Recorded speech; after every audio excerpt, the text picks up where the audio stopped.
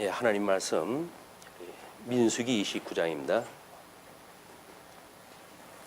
민수기 29장 1절부터 보시겠습니다. 일곱째 달에 이르러는 그 달 초하루에 성회로 모이고 아무 노동도 하지 말라. 이는 너희가 나팔을 불 날이니라.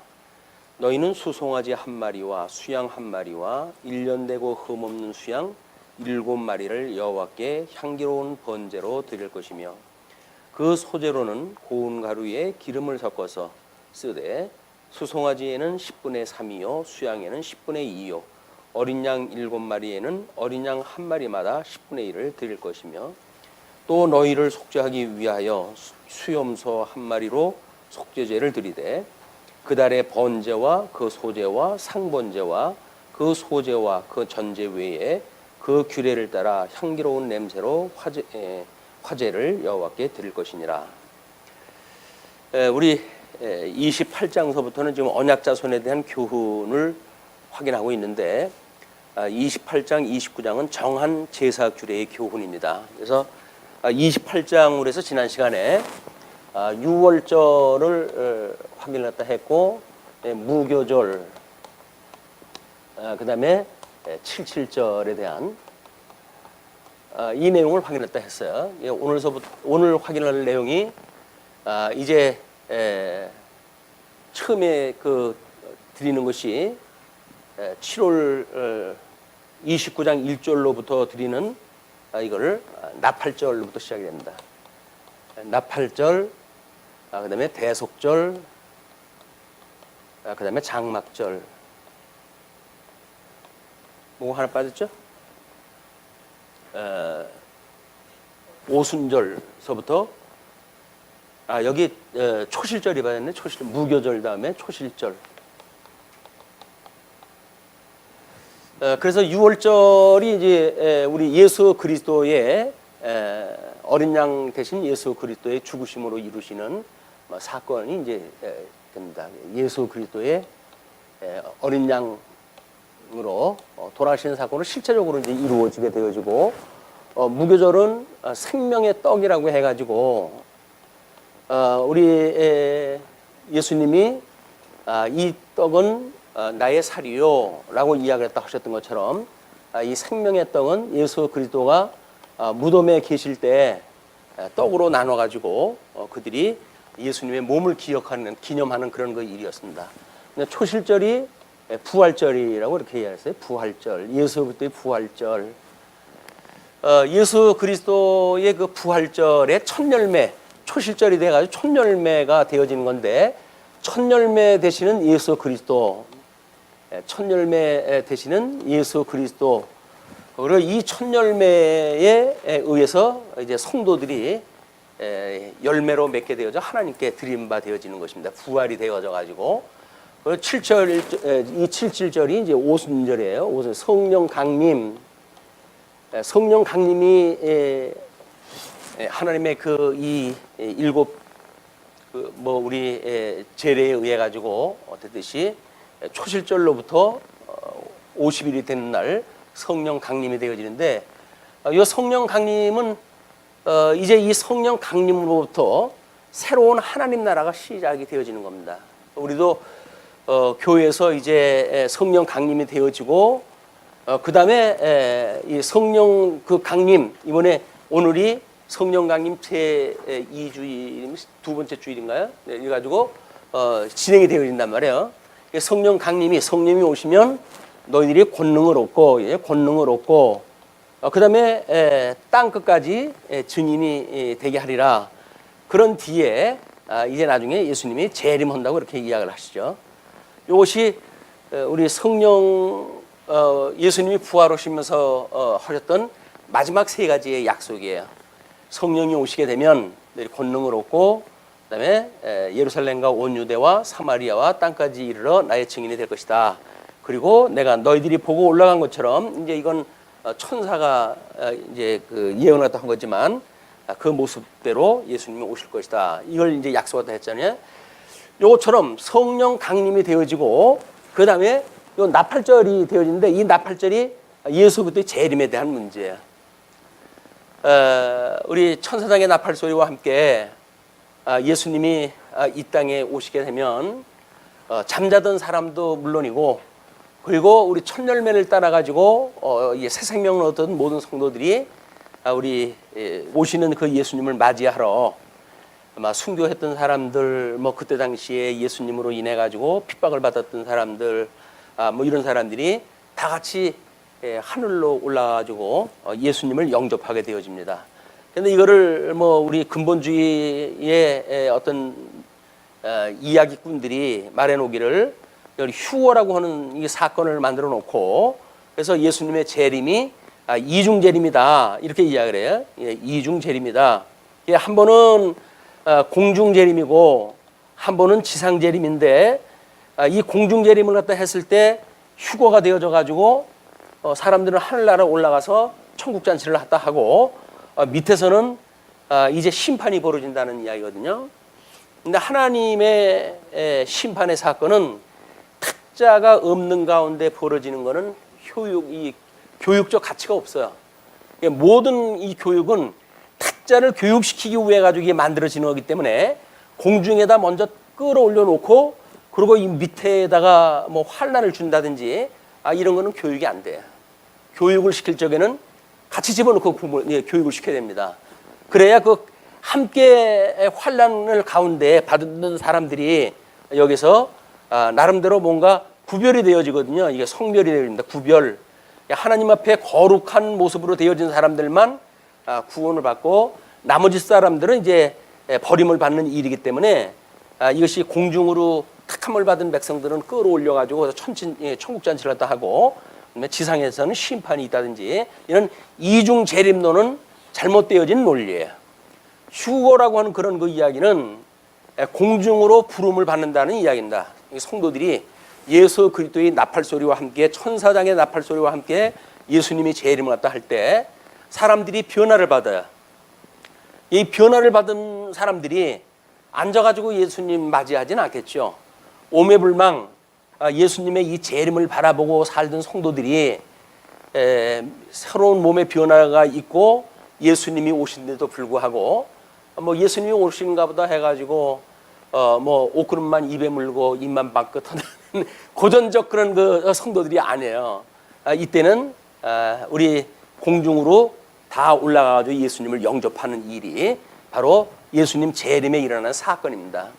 적어도 우리가 나팔절이라고 한다면 이런 재림을 그리고 있어야 오매불망 그분이 오실 것을, 우리가 환난 가운데, 지금 현재 우리가 환난을 받고 있는 거 아니에요?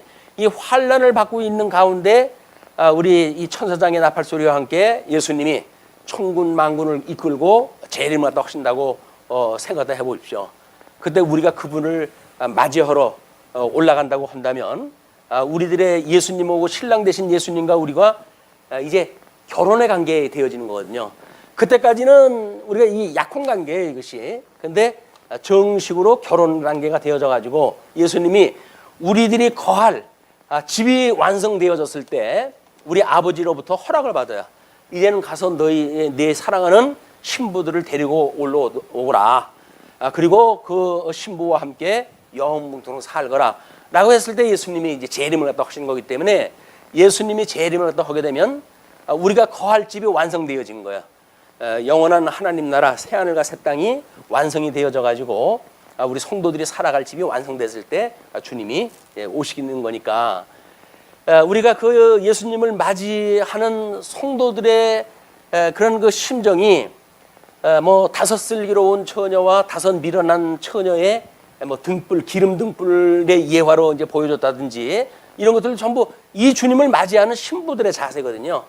성령 충만한 기름이 확보되어진 사람들은 환난 가운데도 주님 오신 날을 기다리고 신랑 되신 예수님을 오시는 것을 소망하고 바라고, 이렇게 있다가 이제 그분이 오셨을 때 사랑하는 님을 우리가 앉아서 맞이할 수가 없으니까 기꺼이 공중으로 올라가지고 예수님을 맞이하게 되어지는 이런 결혼 단계에 올라가는 우리의 모습을 보여주게 됩니다. 그리고 이제 이것이 있어지면 대속절이라 대속죄일이에요. 이 대속죄일은 우리가 여기서는 지금 우리 도표의 천년왕국이라고 이렇게 이제 예를 갖다 들었어요. 천년왕국. 왜냐하면 이렇게 재림되어진 예수님으로 인해 가지고 이 땅에는 잠시 천년왕국이 이루어지는데 그 천년왕국에 의해 가지고 모든 저주가 이제 무적행 속에가 하나님께서 모든 걸 다 집어넣고 이렇게 되어지기 때문에 마치 사자가 이제 풀을 먹고 또는 독사굴에 손을 집어넣는 어린아이들의 그런 어떤 그 무독의 세계, 여기가 천년왕국에 모든 저주가 갖춰져 있는 상태. 이 대속죄의 일이 끝나게 되어지게 되면 장막절이 이제 오게 되어지는데 그 장막절은 그동안 이스라엘 백성들이 장막을 짓고 가나안 땅 들어오기 전까지는 광야에서 끊임없이 장막 생활을 해왔잖아요. 그걸 기념을 또 해가지고 이제 가나안 땅에 우리가 안착이 되어졌다. 이것이 우리 예수 그리스도에 의해 가지고 백보자 심판을 통과했던 사람들이 하나님 나라에 거하게 되어지는 이런 모습이 우리 6월절서부터 장막절까지 이스라엘 백성들의 절기를 통해 가지고 이걸 끊임없이 교육이 되어져 왔던 거야. 이 1년 단위로 되어진 거니까 70년을 산 사람은 70년 동안 이걸 끊임없이 반복 교육이 되어졌을 거야. 근데 과연 이제 우리 교회에서는 물론 이제 절기가 성탄절, 뭐 우리 예수님의 성탄절로 해가지고 시작이 되어지잖아요. 그 예수님이 이제 육신의 몸을 입고 이 땅에 태어나신 걸로부터 해가지고 이 땅에 오셔서 어떻게 이 땅에 오셨던 예수님이 성장났다 해가지고 세례를 받는가라고 하는 문제로부터 그의 공생애가 시작이 되어지고 그리고 예수님이 그렇게 공생애 생활 동안 복음을 증거하다가 급기야 예수 그리스도의 십자가의 사건에 이르기까지 죽으시는 이제 우리가 고난 주간을 맞이하게 되어진다. 고난 부활주일 그것이 지난 뒤에 부활주일이 바로 예수 그리스도가 부활했다라고 하는 그런 이 초실절에 의해 가지고 그 다음에 오는 것이 성령 강림절이란 말이에요. 성령 강림 주일 이후로 해가지고는 그 16주간인가가 이거 쭉 계속이 되었죠. 성령 강림 제 첫째 주일, 둘째 주일, 뭐 해가지고 16주 주일까지 이거 쭉 계속이 되어지는데 그 이야기는 이미 하나님 나라가 이제 시작이 되어진 거예요. 성령이 오셔가지고 복음 증거가 되어지고 복음 증거에 의해서 하나님 나라가 곳곳에 세워지고 해가지고 하나님 나라의 건설이 여기서 이제 세워진 거예요, 이렇게. 그리고 예수 그리스도의 이런 거에 의해 가지고 결국 성령 강림이 이제 있은 뒤에 주님의 몸된 교회가 어떻게 하나님께 드리게 되어지는가라는 걸로 해가지고 교회력을 통해 가지고 또 우리가 매년 그걸 공부를 했다고 있어요. 우리 주보에다가도 이제 그 언제서부터인가 우리 절기 교회력으로 해가지고 소개가 되어드리고 있거든요. 근데 그 관심이 없으면 뭐 잘 안 보입니다, 그게. 그러나 우리가 그 교회력이라고 하는 것을 성경을 통해 가지고 예수 그리스도를 만나는 것이 중요하지. 이런 교회력이라고 하는 걸 만들어서 예수 그리스도를 기억한다는 일은 왠지 좀 촌스럽다라고 해가지고 그동안 이걸 무시해 왔어요. 그런데 눈에 보이는 걸 가지고 우리가 교육을 삼지 않는다고 한다면 본질적인 그 성경 내용을 공부했을 때 그 감각이 오질 않습니다. 그냥 이렇게 눈으로 보이는 어떤 그 가시적인 방법을 통해서 하나님 끊임없이 우리가 다 교육을 시키신다. 그렇게 해가지고 우리가 어떤 그 유형의 방식을 통해 가지고 무형적이고 본질적인 복음의 본질을 우리가 깨닫는 일이기 때문에 쓸데없는 게 없어요. 쓸데없는 것이 없다. 우리가 늘 그런 얘기도 하잖아요. 또 생일날 매일 만나는 매년 만나는 생일인데 그거 그렇게 중요하냐라고 이야기도 하는데 그 생일이 중요하죠. 우리 연수를 갖다 계산하는 것은 왜 중요하지는 않겠어요. 그리고 게을러 가지고 기념을 못 하니까 핑계를 대 가지고 별일이냐 그날이 그날이지 이렇게 이야기도 하는데 그렇지는 않습니다. 생일은 중요한 거예요. 기념을 갖다 하는 거는 피차 우리가 생일을 기억하는 그런 그 일들도 우리가 중요한 그 일이고 해 아래에서 우리한테 부정적인 일이 있을 것이 없다. 이걸 이제 우리 29장의 그 내용을 통해 가지고 이제 요 나팔절에서부터 그다음에 장말절까지 요걸 한번 확인하다 해보겠습니다.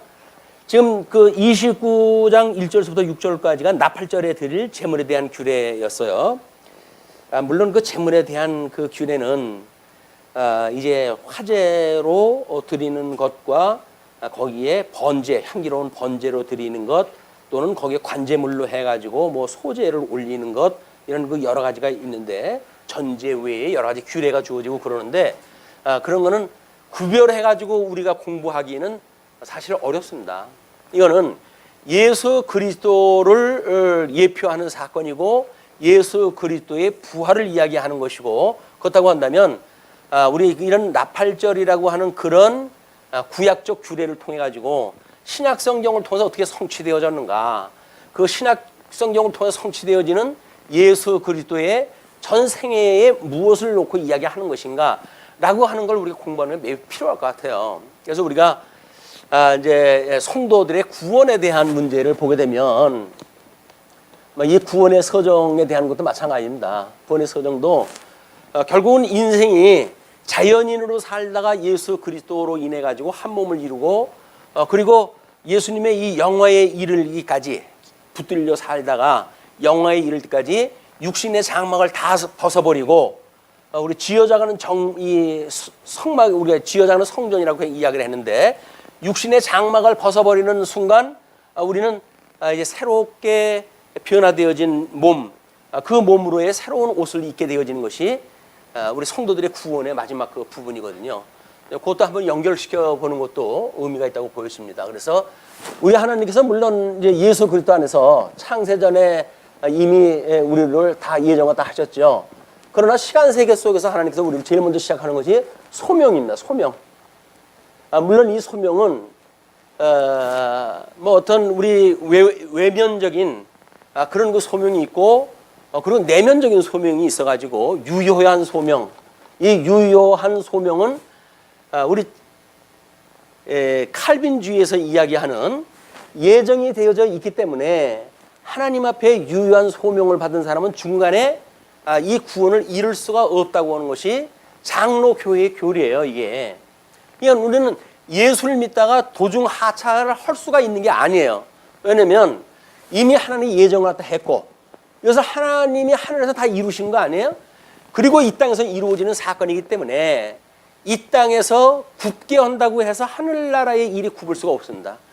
이 땅에서 편다고 해가지고 하늘나라의 일이 펴질 수 있는 게 아니잖아요.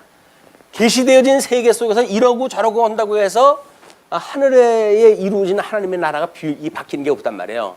그런 원리로 보게 되면 우리가 유효한 소명을 받은 사람들은 여기서 이제 우리 주님 오시는 그날까지 구원을 놓치지 않고 살 수가 있는 거예요. 이게 장로교회의 성도들이 갖는 구원의 확신이라는 겁니다. 이게 없으면 우리 중간에 흔들려요. 믿음으로 봤을 때 믿음도 흔들리고 전부 이게 흔들리기 때문에 내가 예수를 믿는다는데 구원을 받을 수가 있을까? 나는 구원을 받았을까? 라고 하는 문제로 우리가 혼란을 일으키는데 유효한 소명을 받았다고 한다면 이미 우리는 이 구원의 서정으로부터 벗어날 수가 없는 사람들이에요. 너무 감사한 일 아닌가요? 그런데 이걸 뭐 우리 알미니우스주의라든지 이런 데에서는 구원의 확신을 인정하지는 않습니다. 그래서 끝까지 믿는 거 봐가지고 구원시켜주겠다는 이야기거든요. 그것이 인간의 공로를 주장하는 거예요. 이제 인간의 공로. 그 다음에 하나님의 절대적인 은혜. 이거는 하나님의 절대 주권을 인정하는 그 사람들은 은혜를 믿어요. 그러나 이 주권이 아니라 어떤 하나님이 인간이 하는 것하고 협업을 갖다 하는 협력적인 섭리를 갖다 하시는 하나님으로 이해했을 때 우리는 공로, 하나님 앞에 제대로 하지 않으면 하나님의 구원에서 퇴짜시켜 준다는 거예요. 근데 우리 칼빈주의는 철저하게 하나님의 영광, 이 주권적인 영광과 은혜를 이야기를 하고 있습니다. 그래서 이 주권적인 하나님의 절대 주권의 그 섭리를 계시하시는 것이 이 땅에서 이루어지는 사건이란 말이에요. 영광 선포라고 이렇게 이야기를 해요. 하나님의 영광 선포다. 영광 선포를 이렇게 은혜로 이 깨달은 사람들이 느끼는 심리적 상태를 우리가 은혜라고 이야기를 하는 거예요. 우리 하나님이 우리로 하여금 아무것도 한 일이 없는 우리들을 예수 그리스도를 보내주셔가지고 구원을 갖다 시켜주셨다 라고 하는 은혜를 우리가 깨닫게 되어졌을 때 우리는 이거를 은혜라고 이야기를 하는 겁니다. 여기서 어떤 풍파가 많이 일어날 거 아닙니까? 그런 그 풍파에도 불구하고 우리는 흔들림이 없이 하나님의 은혜로 심령의 평강을 누리는 거예요. 평강. 우리는 한번 구원받은 우리 믿음의 사람들의 이 평강은 흔들릴 수가 없는 겁니다. 물론 살다가 육신의 소욕으로 빠질 때도 있고 그럴 때가 있죠. 그러나 그런 거는 우리한테 어떤 과정적으로 우리를 굳게 해가시는 하나님의 섭리. 이스라엘 백성들이 가나안 땅의 7 족속을 다 멸하지 아니하고 나머지를 남겨두어 가지고 그 사람들로 하여금 끊임없이 가시 역할을 갖다 해서 가나안에 살고 있는 사람들이 하나님의 은혜로 우리가 이렇게 이 가나안을 누리고 사는 거지 라고 하는 걸 기억나게 하시기 위한 하나님의 극적인 섭리예요. 그게. 그렇기 때문에 중생인으로서 이 땅에 살아가는 성도들이 완전해진다고 하는 건 우리가 없습니다. 여러분 완전할 수가 없어요. 다 육의 소욕이 있기 때문에 그 육의 소욕을 성령의 소욕이 이제 눌러가지고 하나님의 성화를 닮아가게 하시는 그 가정가를 우리를 인도하다 하신다. 그것이 이 유한 소명으로부터 시작이 되어져요. 우리는 소명을 받게 되어지게 되면 마치 우리는 하나님이 우리를 부르면 덕성아라고 불렀을 때 네 하고 제가 나가는 것 같잖아요. 근데 이미 우리는 죽어져 있던 사람들이기 때문에 양대원양을 다 상실하고 죽어져 있던 사람들 아니에요. 그렇기 때문에 하나님이 불러도 대답을 할 수가 없어요. 그래서 하나님께 우리는 하나님의 절대적인 주권으로 해가지고 우리를 중생케 하셔요. 죽었던 우리를 살려놔버려요. 이게 죽었던 우리가 살려놨을 때 중생되어진다. 이게 거듭남이라는 거예요. 거듭남. 이게 죽었던 우리들이 거듭났기 때문에 이때로부터 우리들의 영적 활동이 인지가 가능한 상태가 되어지는 거예요. 그런데 중생되어져 가지고 우리 영혼이 죽었던 영혼이 살아났으니까 그 영혼이 유한 소명을 받은 성도들이 이제 갖게 되어지는 그런 경험입니다.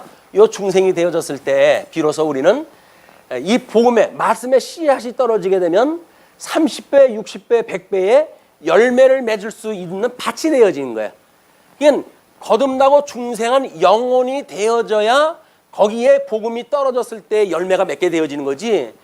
죽은 영혼, 이 죽은 영에다가 하나님의 말씀을 아무리 뿌린들 열매가 맺을 수가 없잖아요. 맺을 수가 없는 거예요. 그래서 이제 이 중생이 되어지는 이런 그 과정을 겪고 성도들은 비로소 내가 말할 수 없는 죄인이라고 하는 걸 깨닫게 되어지고 하나님의 은혜로 회심에 이르게 되어집니다. 회심은 세상을 향했던 마음이 하나님을 향한 마음으로 방향 전환이 되어지는 거예요. 새로운 피조물이 되어졌으니까 새로운 피조물로서 우리의 방향성이 이제 만들어지는 겁니다. 그래서 세상을 향해서 살아가던 우리들이 하나님을 중심으로 살아가는 우리 삶의 방향, 길이라고 이렇게 길. 예수님이 나는 곧 길이요 진리요 생명이라고 이야기를 하지 않습니까? 성도가 어떤 길을 가는가라고 하는 것은 회심이 되어졌을 때 드디어 우리가 이 길이 세상을 향했던 길, 넓은 길이 아니라 우리 예수님을 향한 좁은 길, 하나님을 향한 길로 우리가 선택해야 할 이 길을 가게 되어지는 거야.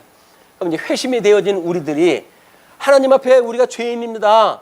도저히 나는 이 땅에서 구원받을 수 있는 아무런 그 여건이 없습니다라고 우리가 이제 하나님 앞에 이 회개 기도라도 할 거 아니겠어요? 그거를 영생에 이르는 회개라고 교회 신학 우리 웨스트민스터 신앙 고백에서는 그렇게 설명을 합니다. 그러면 이 회심에 이르렀을 때 하나님께서 우리들에게 너를 위해 가지고 내가 독생자 예수 그리스도를 주지 않았니 보내지 않았니? 그 예수 그리스도가 너를 위해 가지고 내 죄에 대하여 죽고 내 의에 대하여 살아나도록 예수님께서 이 일을 다 한 거야 라고 하는 믿음을 주시는 거예요. 그 믿음을 받게 되어지게 되면 이 믿음이 이게 우리들의 믿음이고 이게 잘하고 하는 그런 그 믿음이 아니에요. 협의적으로 우리 복음, 십자가의 도가 무엇인가를 깨닫는 기본적인 믿음이 생기는 거예요, 이게. 이걸 십자가의 도라고 그래요. 십자가의 도. 예, 우리 예수를 그리스도로 믿는 성도들이 어떠한 믿음으로 살아가는가에 대한 가장 주는 그리스도시고 살아계신 하나님의 아들입니다. 라고 하는 구원에 이르는 가장 기본적인 복음, 이 믿음을 믿는 믿음을 주셔요. 그 믿음을 보고 우리 하나님께서 우리 보고 의롭다고 칭해 주시는 거예요. 칭의가 더 뒤에 나오는 겁니다. 이 믿음을 보시고 우리를 의롭다고 칭해 주시는 거야. 우리는 원래 죄인이었어요. 죽었던 사람이었어요. 그래서 이 마음이 세상을 향했던 마음이 하나님을 향해서 이제 돌아섰지만 우리들이 여전히 바뀐 게 아무것도 없어요. 다만 주님께 주신 믿음으로 주님이 나를 대신해서 죽으셨군요. 주님이 죽을 때 저도 함께 죽은 게 맞죠. 예수님이 살아나실 때 저도 함께 살아난 게 맞죠. 라고 하는 걸 우리가 세례라고 그러잖아요. 세례. 이 세례를 받았다고 우리가 믿는 그걸 믿음으로 주신단 말이에요. 믿음으로. 그 믿음을 갖다 주셨을 때 그 믿음을 보시고 너는 이제 의로워진 거야 라고 이야기를 해요. 우리는 의로운 것이 아무것도 없어요. 우리 어떤 인격적 변화가 아무것도 없습니다. 그러나 하나님께서 의롭다고 칭해 주실 분이에요.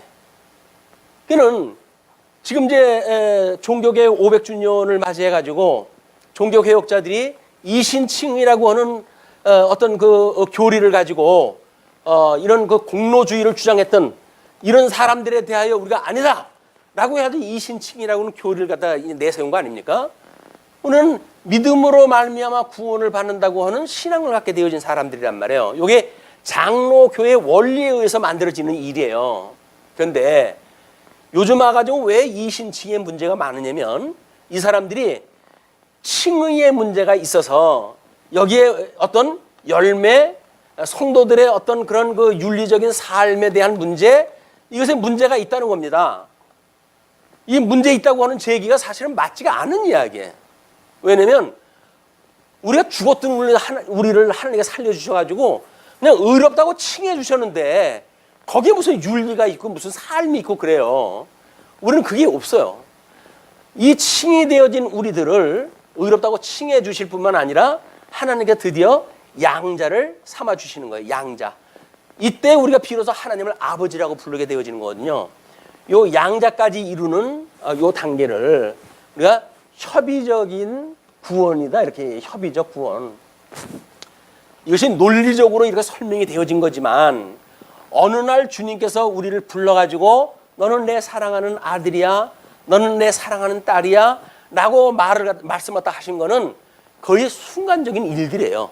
예수님을 우리가 복음을 듣고 그리고 예수님의 은혜를 깨닫고 나는 하나님을 아버지라고 불러야지 라고 하는 데까지 가는 거는 이런 논리적으로는 이런 많은 순서를 우리가 정해놓지만 이거는 결국은 하나님의 아들이 되어지는 거는 순간적인 일로 동시적인 사건이다. 이 순간적인 사건인데 이 순간적인 사건에 이르는 수많은 교리적인 원리가 이제 여기 들어가는 거예요. 이 원리가. 이 원리가 들어가는데도 불구하고 하나님의 아들이 되어진 사람이 여기서 뭐 하나님 일을 잘못했다고 해가지고 양자를 빼버릴까요? 하나님의 그 호족에서 우리를 빼버릴까요? 하나님의 생명책에서 우리를 다 빼버리실까요? 그러질 않으시는 분이에요. 이분은 이미 예정되어졌던 것을 이 땅에서 이루어 가고 계시기 때문에 여기서 성도들의 삶을 보고 판단하지는 않으셔요. 뭐만 보고 판단하신다고요? 죽기까지 충성하셨던 예수 그리스도 이분만을 보시고 섭리를 갖다 해가시는 거예요. 근데 우리는 예수 그리스도가 이제 한 몸이 되었다고 믿잖아요. 예수님하고 한 몸이기 때문에 우리들은 예수님하고 한 몸이 되어져서 우리 하나님을 아버지라고 부르는 성도들은 하나님의 이 구원의 반열에서 도태될 수가 없는 거예요. 이 확신을 갖고 살아가는 것이 장로교회 성도들의 믿음의 확신이에요. 구원의 확신. 그 구원의 확신을 놓치게 되면 우리는 10년, 20년을 믿어도 하나님이 정말 나를 사랑하셨나? 하나님이 나를 아들로 삼아주신 게 맞나? 라고 해가지고 끊임없이 기웃기웃 소리 옆에 집에 기웃기웃 거리고 우리 아버지가 혹시 이 집 아버지가 우리 아버지인가? 저 집 아버지가 우리 아버지인가? 우리는 성경에 계시되어진 삼일체 하나님이 우리 아버지예요. 아버지. 그 하나님을 아버지라고 믿는 성도들이 구원받은 성도란 말이야.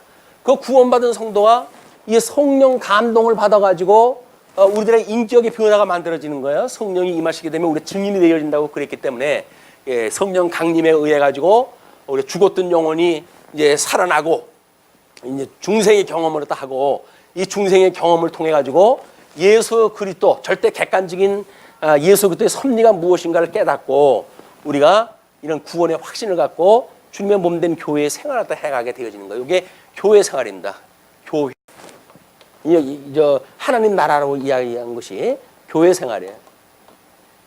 교회 생활은 물론 머리 대신 예수 그리스도의 몸이 되어진 성도들의 삶을 이야기를 합니다. 그래서 성령을 믿사오며 라고 이야기하는 게 그거예요. 성령 강림이 되어지게 되면 성령을 믿사오며 그다음에 주님의 몸된 교회와 공교회와 성도의 교제와 이제 성도 교회 생활의 교제 안에 성도의 교제와 그리고 우리의 죄의 용서해 주신가 그리고 몸의 부활과 영생을 믿습니다. 라고 우리가 사도신경을 고백을 한단 말이에요. 사도신경 고백이라고 하는 것이 성경의 전 논리를 서신서 부분을 띄어가지고 설명을 한 거기 때문에 그것이 뭐 필요 없다는 등 이런 식은 소리 하는 사람들 말 들으면 안 됩니다. 필요 없는 걸 하는 게 2000년 동안이나 이렇게 우리를 간직할 수 있도록 섭리가 또 하시질 않아요.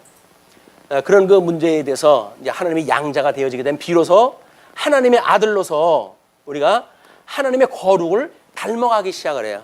그걸 우리가 성화라고 이렇게 해요. 성화. 성화가 되어지게 되면 하나님께서 우리 끊임없이 견인의 교리를 믿는다고 이렇게 이야기를 하잖아요. 서신서를 통해서 복음서에서 언약되어진 대로 주님의 몸된 교회 성도들을 끝까지 견인하시는 하나님을 믿는 것. 우리가 믿는 서신서 부분인데 그 이야기라면 주제에 이게 성화되어져 가는 거를 우리 주님께서 우리 주님 오시는 그날까지 이 재림 오실 때까지 우리를 붙들어 주신다는 거예요.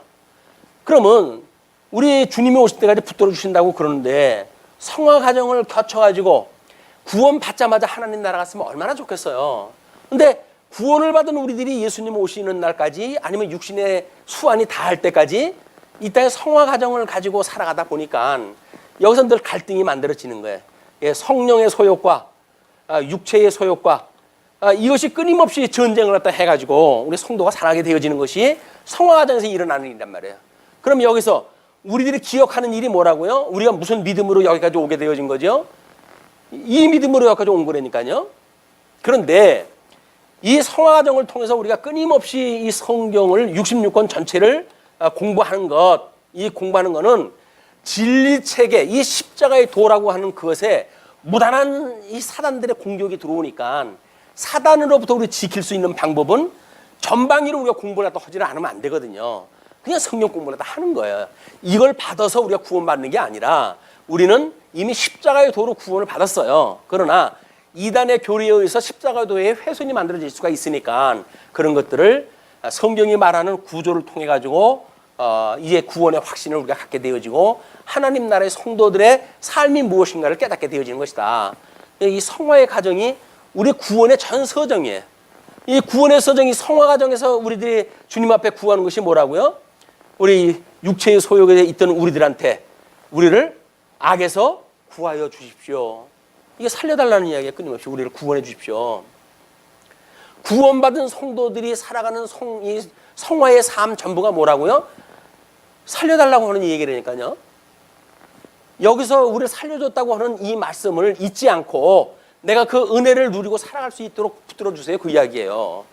근데 뭐 여기서 양자가 됨으로 그다음엔 뭐 내가 죄도 안 짓고 뭐 그런 사람들도 있죠. 뭐 교단에서는 우리는 이제는 우리들이 스스로 짓는 죄가 없다. 뭐 이렇게 이해하다 하기도 하고 그런데 그렇지는 않습니다. 우리는 끊임없이 육체의 소욕과 성령의 소욕에 끊임없는 갈등 속에 우리가 살아가요.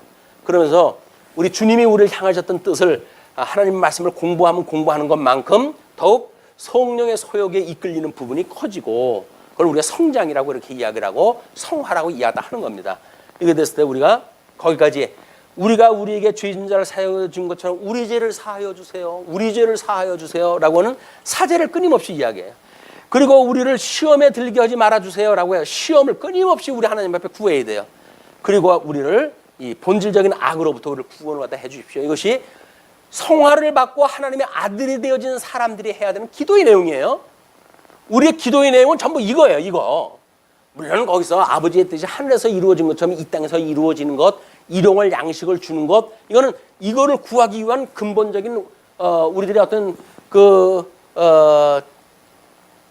근거가 될 수는 있죠. 근거가 성경적인 근거, 일용할 양식으로서 근거 이런 것이 되어지고 됐지만, 저는 우리가 하나님 앞에 기도하는 내용들은 사제, 시험, 악에서의 구원, 이걸 우리가 기도하는 것이다. 이게 우리 구원받은 성도들한테 주님께서 가르쳐 주신 기도 아니에요? 그럼 성화되어져가는 성도들이 할 기도가 뭐라고요? 이거예요. 우리 이 죄 끊임없이 짓는 이 성령의 소욕과 육체의 소욕으로 말미암아 가지고 갈등에서 나오는 이런 거 사죄. 하나님 정말 생각도 하기 싫어요. 이제 보기도 싫습니다. 저를 제발 여기서 좀 용서 좀 해주세요. 라고 하는 이런 사죄에 대한 감각이 성화를 시켜가는 하나님의 은혜를 깨닫는 이게 척도가 되어진단 말이에요. 근데 죄가 별로 죄로 여겨지질 않아. 그런다고 한다면 우리는 사죄의 구원을 기도할 필요도 없어요. 그리고 여기서 주님의 은혜를 노래할 것도 없어요. 왜? 아니 뭐 내가 구원시켜달라고 구원된 것도 아니고 뭐 하나님이 우리를 예정한 대로 하나님 뜻을 위해서 그렇게 한 거라며 라고 이야기를 한다면 우리들이 알고 있는 이 복음은 싸구려 복음이 돼버리고 말아요. 우리들은 한없는 은혜에게 어떻게 나같이 죽었던 인생을 또 인생 뭐 우리 삶을 돌아보건대 별로 잘나지도 못한 나를 하나님께서 어떻게 거듭나고 중생되게 하셔서 하나님의 아들로 삼아주시고 그리고 하나님의 형상을 닮아가게 하십니까? 하나님 감사합니다 라고 하는 은혜의 우리의 삶을 살아가게 되어지는 거다. 이 은혜의 삶을 살아가게 되어지는 거다. 어떤 사람들은 예정론이 하나님의 은혜를 훼손시킨다는데 그렇지 않습니다. 그건 예정론을 모르기 때문에 그래요. 예정론을 바로 안다고 한다면 창세전서부터 우리 구원을 갖다 예정해 주셨다고 그러는데 왜 은혜가 안 넘쳐요? 그걸 당연하게 여긴다고요? 그건 은혜를 깨닫지 않은 사람들의 특징이에요. 여기서 믿다가 도태하는 사람들 많습니다. 그 사람들은 사실 이 믿음에 이르렀던 사람들이 아니에요. 유효한 소명에 이르렀던 사람들이 아니에요. 이걸 외소라고 이렇게 얘기해요. 외소. 바깥으로만 부름을 받은 거예요. 모양만. 그러니까 여기 성화를 만들어갈 때 경건의 모양은 있으나 경건의 능력을 부정하는 자로부터 너희들이 떠나라. 이렇게 이야기를 하는 거예요. 뭔가 예수를 믿는다고 해가지고 경건한 폼은 잡아. 뭐 교회 생활을 또 하면 적어도 이렇게는 살아야 된다. 뭐 이라도 폼은 잡는데 우리 주님께서 말씀의 능력으로 우리를 붙들고 있다고 하는 걸 이걸 모른단 말이에요. 이 견인의 능력을 모른단 말이에요. 그건 그 주관하시는 하나님을 모르는데 지가 연출한 이 모양이 무슨 쓸모가 있어요, 이게. 이걸 우리가 경건의 능력을 우리는 믿는 이런 성도의 삶을 살아가기 때문에 구약 성도에서 말하고 있는 나팔절서부터 대속절 7월 15일 날 이제 이거 7월 1일 날 나팔을 불고 7월 10일 날 대속제일을 갖다 지키게 되어지고 그리고 7월 15일입니까? 뭐 장막절 드리는 날이 7월 15일부터 장막절을 지키게 되어지는 거예요. 그렇기 때문에 우리 하나님 나라에 살아가는 성도들의 삶, 이것이 오늘 이야기되어지는 지금 내용들이에요. 그래서 그 7절서부터 11절까지 보시게 되면 일곱째 달 열흘날에는 너희가 성회로 모일 것이요 너희의 심령을 괴롭게 하며 아무 일도 하지 말 것이니라. 너희는 수송아지 한 마리와 수양 한 마리와 1년 된 수양 7마리를 다 흠없는 것으로 여호와께 향기로운 번제를 드릴 것이며 그 소재로는 고운 가루에 기름을 섞어서 쓰되 수송아지 한 마리에는 10분의 3이요 수양 한 마리에는 10분의 2요 어린 양 7마리에는 어린 양 한 마리마다 10분의 1을 드릴 것이며 속죄제와 상번제와 그 소제와 그 전제와 외에 수염소 한 마리를 속죄제로 드릴 것이니라. 그래서 중복되어진다고 해서 생략되어지는 게 없어요. 왜? 다 같이 하나님의 은혜니까. 다 같이 하나님의 은혜이기 때문에 아유 이거 뭐 힘든데 우리 그냥 묶어가지고 한꺼번에 해버립시다. 이거는 은혜를 모르는 사람들이 능률주의 또는 일 중심으로 이 성경을 이해하는 사람들은 그렇게 할 수가 있겠죠. 뭐 주일날 끼웠는데 이왕이면 겸사겸사 그냥 한꺼번에 해버리고 맙시다. 뭘 해버려요? 해버리기를 감히 그걸 해서 바쳐도 못할 일을 갖다 해버린다고 우리 표현을 하잖아요. 아예 쉽게 해버리고 말지. 이것이 육신의 소욕을 가지고 있는 사람들은 미혹을 좀 우리가 받는 일들이기도 합니다. 그 다음에 12절부터 이제 그 38절까지 초막절에 드릴 제물에 대한 규례예요. 7째 달 15째 날에는 너희가 성회로 모일 것이요 아무 일도 하지 말 것이며 이래 동안 여호와 앞에 절기를 지킬 것이라. 너희 번제로 여호와께 향기로운 화제를 드리되 수송아지 13마리와 수양 2마리와 1년 된 수양 14마리를 다 흠없는 것으로 드릴 것이며 그 소재로는 고운 가루에 기름을 섞어서 수송아지 13마리에는 각기 10분의 3이요 수양 2마리에는 각기 10분의 2요 어린 양 14마리에는 각기 10분의 1을 드릴 것이며 상번제와 그 소제와 그 전제 외에 수염소 1마리를 속죄제로 드릴 것이니라. 그 다음에 이제 그것이 계속 이제 되어집니다. 둘째 날에는 수송아지 12마리와 수양 2마리와 1년 되고 흠없는 수양 14마리를 드릴 것이며 그 소제와 전제는 수송아지와 수양과 어린 양의 수요를 따라서 규례대로 할 것이며. 우리는 지금 읽기도 번거롭잖아요. 이거 계속 읽어야 되나? 라고 하는 갈등이 날 정도로. 그런데 이때 사람들은 이걸 그렇게 직접 했어요. 직접 했는데 그걸 읽는 것도 우리가 번거롭게 생각을 한다는 거 아니야. 사람들이 얼마나 능률을 좋아하는데요. 얼마나 합리적인 걸 따지는데요. 그게 결국 누구라고요? 자기 생각대로 하는 거예요. 자기 생각대로. 이 국로주의자들, 인간 중심의 이 인본주의적인 사고, 이거는 철저하게 여기서 지금 우리가 이야기하고 있는 육체의 소욕을 이루는 이 싸움에, 이 육체의 소욕을 가지고 있는 사람들의 본성입니다. 이게 인본주의적인 것이. 이 성령의 감동을 받고 성령의 소욕을 이끄는 사람들만이 신본주의적인 생각을 가지는 거예요. 신본주의. 이 신본주의라고 하는 거는 인간의 잣대로 해가지고 판단하지 않습니다. 왜? 이거 하나님이 하시는 일이니까. 우리는 자꾸 인간 잣대를 여기다 대려고 그래요. 인간 잣대를. 그때 이제 우리가 넘어지고 그렇게 되어지는 겁니다. 그래서 20절 셋째 날에는 수송아지 11마리와 수양 2마리와 1년 되고 흠없는 수양 14마리를 드릴 것이며 그 소제와 전제는 수송아지와 수양과 어린 양의 수요를 따라서 규례대로 할 것이며 상번제와 그 소제와 그 전제 외에 수염소 1마리를 속죄제로 드릴 것이니라. 넷째 날에는 수송아지 10마리와 수양 2마리와 1년 되고 흠없는 수양 14마리를 드릴 것이며 그 소제와 전제는 수송아지와 수양과 어린 양의 수요를 따라 규례대로 할 것이며 상번제와 그 소제와 그 전제 외에 수염소 1마리를 속죄제로 드릴 것이니라. 다섯째 날에는 수송아지 9마리와 수양 2마리와 1년 되고 흠없는 수양 14마리를 드릴 것이며 그 소제와 전제는 수송아지와 수양과 어린 양의 수요를 따라서 규례대로 할 것이며 상번제와 그 소제와 전제 외에 수염소 1마리를 속죄제로 드릴 것이니라. 여섯째 날에는 수송아지 8마리와 수양 2마리와 1년 되고 흠없는 수양 14마리를 드릴 것이며 그 소제와 전제는 수송아지와 수양과 어린 양의 수요를 따라서 규례대로 할 것이며 상번제와 그 소제와 그 전제 외에 수염소 1마리를 속죄제로 드릴 것이니라. 일곱째 날에는 수송아지 7마리와 수양 2마리와 1년 되고 흠없는 수양 14마리를 드릴 것이며 그 소제와 전제는 수송아지와 수양의 어린 양의 수요를 따라 규례대로 할 것이며 상번제와 그 소제와 전제 외에 수염소 1마리를 속죄제로 드릴 것이니라. 그리고 35절 8째 날에는 장엄한 대회로 모일 것이요 아무 일도 하지 말 것이며 번제로 여호와께 향기로운 화제를 드리되 수송아지 1마리와 수용 1마리와 1년 되고 흠없는 수양 7마리를 드릴 것이며 그 소제와 전제는 수송아지와 수양과 어린 양의 수요를 따라 규례대로 할 것이며 상번제와 그 소제와 그 전제 외에 수염소 1마리를 속죄제로 드릴 것이니라.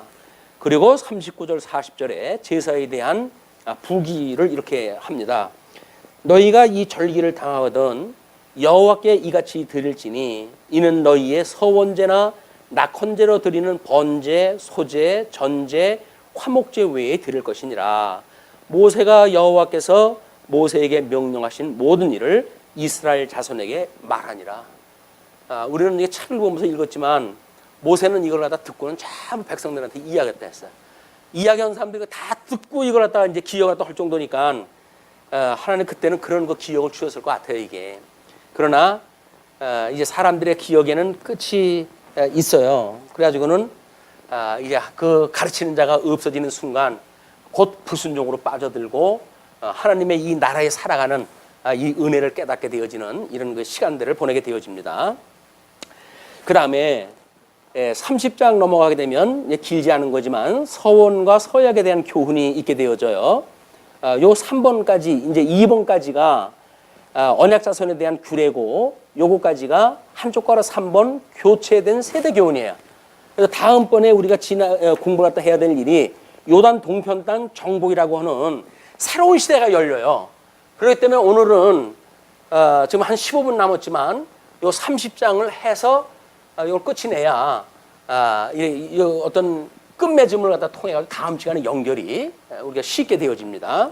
그러므로 30장을 이제 보시겠습니다. 1절로 2절 서원의 파약을 금지합니다. 모세가 이스라엘 자손 지파의 수령들에게 말하여 이르되 여호와의 명령이 이러하니라. 사람이 여호와께 서원하였거나 결심하고 서약하였으면 깨트리지 말고 그가 입으로 말한 대로 다 이행할 것이니라. 서원에 대한 문제야. 우리는 예수님을 믿고 이제 부흥회 같은 데를 가게 되면 부흥사의 어떤 작전에 의해 가지고 하나님 앞에 서약을 하기가 쉬워요. 그래가지고 평생 어떻게 하겠다는 이런 서약을 또 하는데 서약을 또 하고는 성경을 공부를 하다 보니까는 파약하지 말라고 얘기가 나왔잖아요. 그래가지고 이거를 파약을 못해가지고 전전긍긍 예수를 믿는 게 아니라 완전히 올가매져가지고 이런 삶을 살게 되어지는데 이런 구약적 방법으로 신약 시대의 삶을 사는 게 아니에요. 우리는 이 구원의 서정에서 우리가 확인한 것처럼 믿음으로 십자가의 도를 믿는 믿음으로 이미 하나님의 아들이 되어졌기 때문에 이런 어떤 부차적인 거에 얽매여져 사는 삶이 아니다. 그래서 우리는 주님의 몸된 교회에서 생활을 했다 할 적에는 신사적인 약속에 의해 살아가게 되어집니다. 약속, 사랑의 약속. 이 사랑의 약속에 의해서 신앙생활을 하는 거지 어떤 규례나 법에 얽매여 가지고 성도들이 살아가는 게 아니에요. 우리가 정관을 수용한다든지 이런 것도 사랑의 약속을 바꾸는 일이기 때문에 공동의회에서만 이걸 취급할 수 있고 막 이렇게 되어지는 게 중요하기 때문에 우리 교회 생활을 이 구약 성경 잘못 이해하게 되면 구약 사람들도 못 해가지고 다 예수님한테 정죄를 받았는데 그걸 하겠다고 그러니까 얼마나 답답한 일이에요. 될 수 있는 일이 아니다. 자, 3절로부터 5절 보게 되면 미혼녀의 서원 규례가 나옵니다. 또 여자가 만일 어려서 그 아버지 집에 있을 때에 여호와께 서원한 일이나 스스로 결심하려고 한 일이 있다고 하자. 그의 아버지가 그의 서원이나 그가 결심한 서약을 듣고도 그에게 아무 말이 없으면 그가 그의 모든 서원을 행할 것이요 그가 그 결심한 서약을 지킬 것이니라.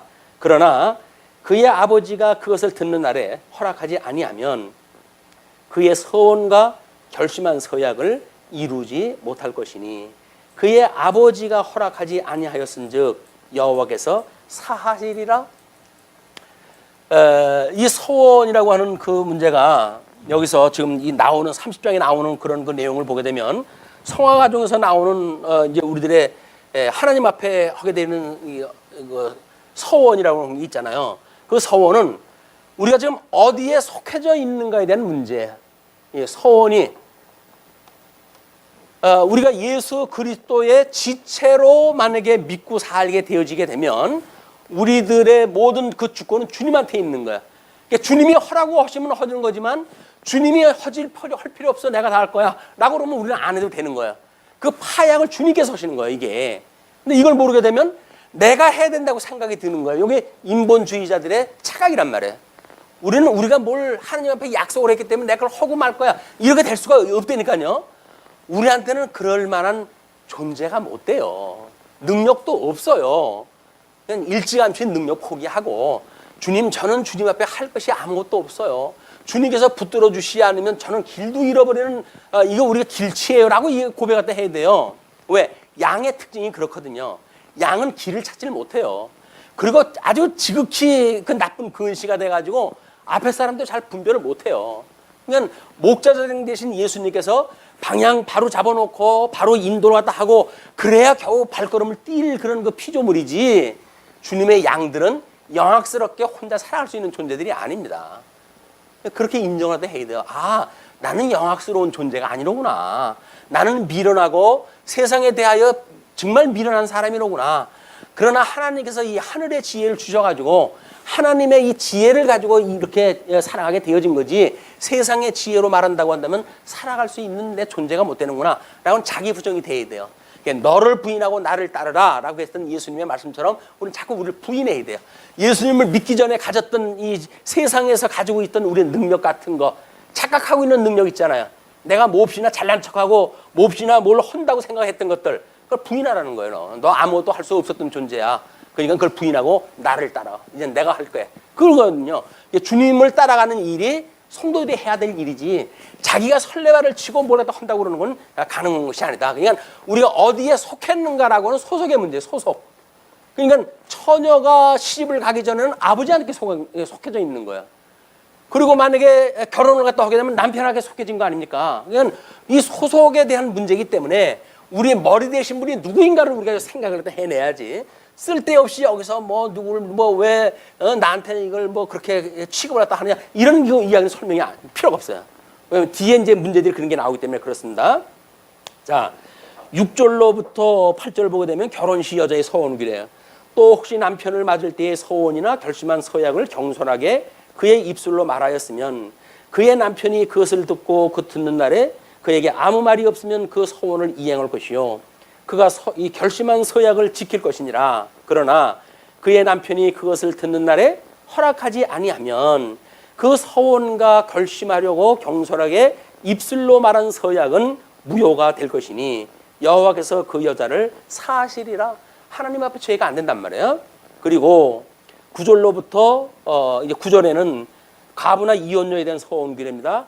과부나 이혼당한 여자의 서원이나 그가 결심한 모든 서약은 지킬 것이니라. 부녀가 혹시 그의 남편의 집에서 서원을 하였다든지 결심하고 서약을 하였다고 하자, 예를 드는 거죠. 그의 남편이 그것을 듣고도 아무 말이 없고 금하지 않으면 그 서원은 다 이행할 것이요, 그가 결심한 서약은 다 지킬 것이니라. 그러나 그의 남편이 그것을 듣는 날에 무효하게 하면 그 서원과 결심한 일에 대하여 입술로 말하는 것을 아무것도 이루지 못하나니 그의 남편이 그것을 무효하게 하였은즉 그 여호와께서 그 부녀를 사하시느니라. 남편에게 속하면 그렇게 되어진다는 거예요. 그리고 모든 서원과 마음을 자제하기로 한 모든 서약은 그의 남편이 그것을 지키게도 할 수 있고 무효하게도 할 수 있으니 그의 남편이 여러 날이 지나도록 말이 없으면 아내의 서원과 스스로 결심한 일을 지키게 하는 것이니 이는 그가 그것을 들을 때에 그의 아내에게 아무 말도 아니하였으므로 지키게 됨이니라. 그러니까 무언 중에 그것이 승낙이 되어졌다는 그런 그 이야기죠.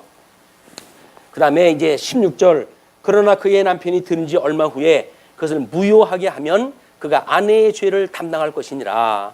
이는 여호와께서 모세에게 명령하신 규례니 남편이 아내에게 아버지가 자기 집에 있는 어린 딸에 대한 것이니라. 그래서 우리 성부 하나님과의 관계를 설명하다 했을 적에는 딸에 대한 개념으로 설명이 되어졌고, 성자 하나님이신 예수님과 신부되어진 교회와의 관계를 통해서 할 때는 남편과 아내의 관계를 가지고 예를 들었다. 그렇기 때문에 하나님 앞에 서원이라고 하는 그런 그 문제가 우리의 머리 대신 분이 누구인가를 생각하게 하시는 일이다. 그래서 그분이 만약에 우리를 대신해서 대속의 은혜를 베푸신 분이라고 한다면 그분 앞에 우리가 은혜의 보답을 한다든지 이런 이야기 할 수가 없어요. 그냥 은혜로만 생각하고 우리는 범사에 감사하면 될 뿐이에요. 그리고 주님이 해가시는 일에 우리는 항상 기뻐하면 되어지는 거야. 그리고 우리가 만약에 소망이 있다고 한다면 끊임없이 기도하면 되어집니다. 그것이 우리를 향하신 예수 그리스도 안에서 우리를 향하신 하나님의 기뻐하신 뜻이다. 그 기뻐하시는 뜻을 따라서 우리 한 주간 살아가길 빌면서 말씀 드리겠습니다. 기도하시죠.